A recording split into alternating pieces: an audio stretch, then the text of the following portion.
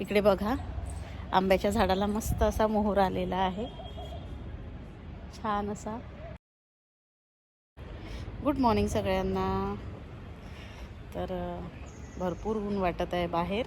वर थोडं आलो होतो कारण अपेक्षाने ना केस धुतलेले आहे, त्याच्यामुळे तिला म्हटलं जरा उन्हातच बस, कारण घरातनं थंडी वाटते आणि मग केस ओले ओले राहतात, लवकर वाळत पण नाही, त्यामुळे मग लवकर सर्दी पण होते तिला। त्यामुळे मग ना मीही सोबतच आलेली आहे तिच्या।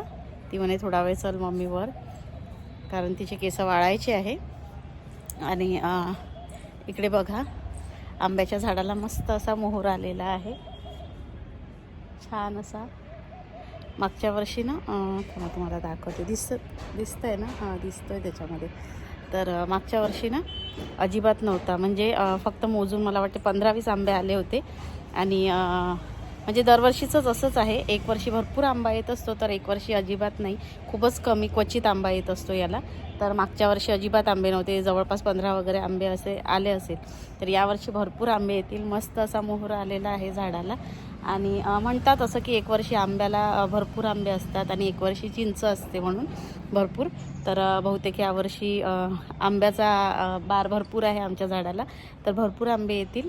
आता सध्या त्याला छान असा बार आलेला आहे, काही दिवसात येतीलच। आणि एप्रिलपर्यंत वगैरे ना छान होऊन जातात ते आंबे, मार्चच्या एंडिंगपर्यंत, एप्रिलपर्यंत। आणि हा ना लोणच्याचा आंबा आहे, म्हणजे आंबट आहे खूप, कैरी असते ना छोट्या साईजचा, तसा आंबा आहे हा। तर जेव्हा येईल तेव्हा तुम्हाला दिसेलच की झाड कसं भरून जाणार मस्त आंब्याने, आणि ते शेअर करणारच मी तुमच्यासोबत। चला, आणि आज अपेक्षाला सुट्टी आहे, कारण काल आता गॅदरिंग झाली तिची, त्याच्यामुळे। मात्र सायंकाळी जायचं आहे तिला, हे कारण ती जसं कॅशिओ वाजवते त्याच्यामुळे तिला ते वाजवण्याकरिता जायचं आहे। जेही इन्स्ट्रुमेंट वाजवणारे मुलं आहेत त्यांना बोलावलेलं आहे, कारण 3 दिवस गॅदरिंग आहे त्यांच्या शाळेमध्ये, म्हणजे क्लासमधल्या प्रत्येक मुलांनाच त्यांनी पार्टिसिपेट करायला लावलेलं आहे। त्यामुळे मग एका दिवशी इतकं पॉसिबल नसतं, त्यामुळे 3 दिवस गॅदरिंग आहे त्यांच्या शाळेची। आणि प्रत्येक दिवशी 3-3 क्लास, 4-4 क्लास असे त्यांनी घेतलेले आहे। तर काल अपेक्षाची तर झाली, आज दुसऱ्या क्लासेसची आहे। तर अपेक्षा सायंकाळी जाईल 4 वाजता। आणि आता घरी होती म्हणून मग तिला म्हटलं की डोकं वगैरे धुवून घे, छान केस वाळवून घे, म्हणून थोडं उन्हात आलेलो होतो। तर चला, आणि चला थोडा वेळ आता वर बसलो आणि आता आम्ही चाललेलो होतो खाली। तर कारण आता अपेक्षाचे थोडे केस ना कोरडे वगैरे झाले होते, उन्हात थोडा वेळ बसलो तर आम्ही। आणि ती एकटी काही जायला बघत नव्हती वर, म्हणून मग मीही सोबत गेलेली होती तिच्या। तर चला, इकडे आता मशीनला लावले कपडेही झालेले होते, तर सगळे कपडे वाळत घातले। आणि बघा इकडे कसं ना एकदम भकाससारखं वाटतं आता। आधी झाड होतं तर छान हिरवगार असायचं या बाजूला, मात्र आता ना अगदी सगळं असं मोकळं मोकळंच दिसत असतं सगळं इकडे। आणि आता सध्या काही विशेष वाटत नाही आहे, पण जसा जसा उन्हाळा सुरू होईल ना तर इकडे भयंकर गरम होणार आहे, कारण एवढे दिवस कसं झाड होतं त्यामुळे त्या झाडाची सावली पूर्ण या भागाने राहत होती, त्यामुळे थंड राहत होता इकडचा सगळा भाग, खालचा वरचा जोही काही भाग होता आमच्याकडे। मात्र आता यावर्षी उन्हाळा चांगला तापला की मग तर खरंच तिकडे भयंकर गरम होणार आहे यावर्षी। आणि म्हणतात ना की जसं एखादी वस्तू आपल्याजवळ आहे तर आपल्याला त्याचं महत्त्व कळत नाही, मात्र ती गोष्ट आपल्याजवळून दूर गेली तर आपल्याला त्याचं महत्त्व कळतं। तर खरंच ह्या झाडाच्या बाबतीत असंच झालेलं आहे, जेव्हा ते झाड होतं तेव्हा त्याची अडचण होती, मात्र आता ते झाड नाही आहे तर कळतं आहे की खरंच त्याचं महत्त्व काय होतं म्हणून। तर चला, तर सगळेच कपडे मी वाळत वगैरे टाकून दिले। आणि त्यानंतर मग अपेक्षाने आज पूजा करून घेतली, कारण सुट्टी वगैरे असली की एखादं काम मी काही ना काही तिला देत असते। तर मात्र सुट्टी नाही आहे तिला जायचं संध्याकाळी, म्हणजे आता आहे 4 वाजता। तर आता दुपारी मी तिचा शाळेचा युनिफॉर्म प्रेस करून देत होती तिला व्हाईट युनिफॉर्म घालून जायचा होता। आणि सुट्टी असली की एखादं काम कुठलं ना कुठलं मी तिला सांगत असते, आणि सक्षमला देखील। कारण कसं आहे, मुलं जशी जशी मोठी होत जातात तर त्यांना अभ्यासाचा वगैरे भरपूर व्याप असतो त्यांच्या मागे, कॉलेज, ट्युशन, परत अभ्यासाचा घरीही भरपूर ताण असतोच त्यांना, कारण आता भरपूर कॉम्पिटिशन्स वाढलेले आहे, त्यामुळे अभ्यासाचा व्याप मुलांच्या मागे जास्त असतो। तर आपण हा विचार केला की ते मोठे झाल्यावर करतील, शिकतील, तर असं होत नाही. कारण त्यांना ही सवय आधीपासूनच टाकावी लागते. म्हणून मी आधीपासूनच आता त्यांना थोडं थोडं सांगत असते.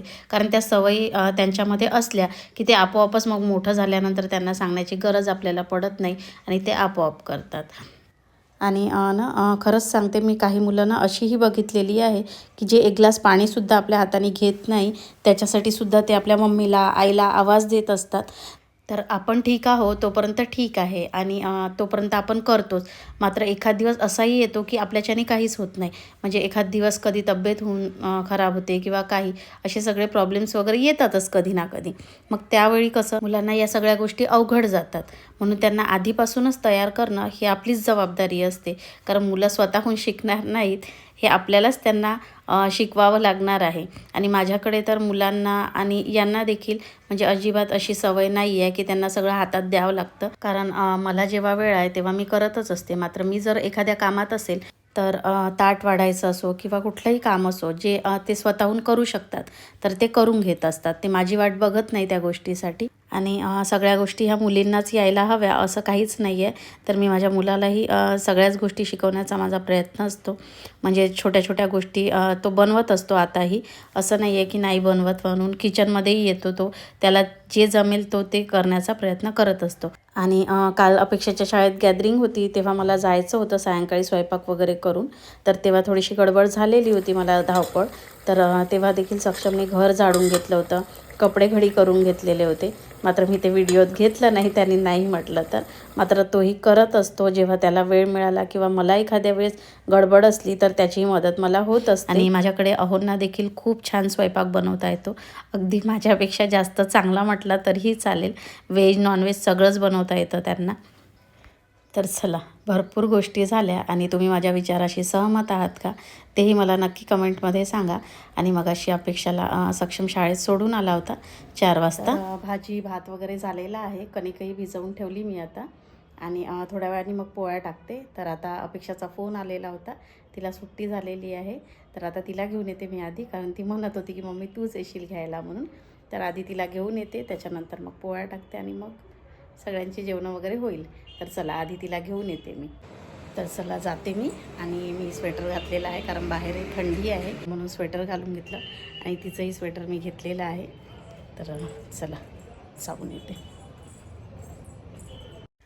मी अपेक्षाला घ्यायला निघाली तर सक्षमही म्हणाला की मम्मी मीही येतो. म्हणून आम्ही दोघंही आलो होतो तिला घ्यायला. तर तिच्या फ्रेंडकडेच ती थांबलेली होती. अगदी शाळेच्या बाजूलाच घर आहे त्यांचं. आणि कधी थोडा उशीर वगैरे झाला की तिथेच थांबत असते ती. तर चला, भाजी वगैरे भात वगैरे माझा झालेला होता आणि पीठ वगैरे मी मळून गेलेलीच होती. आणि त्यानंतर आता आल्यानंतर मी पोळ्या करायला घेतल्या. मात्र सक्षम म्हणत होता की मला आता चिकनची भाजी खायची इच्छा नाही आहे. त्यामुळे तो मग स्वतःसाठी ना इथे ऑमलेट नाही, अंड्याची भुर्जी बनवत होता. तो म्हणत होता की मला भुर्जी खायची आहे म्हणून. तर मग त्यानेच जे काही कांदे वगैरे चॉप करायचे होते ते करून घेतले. आणि त्याच्यासाठी थोडीशी त्याने भुर्जी बनवलेली होती.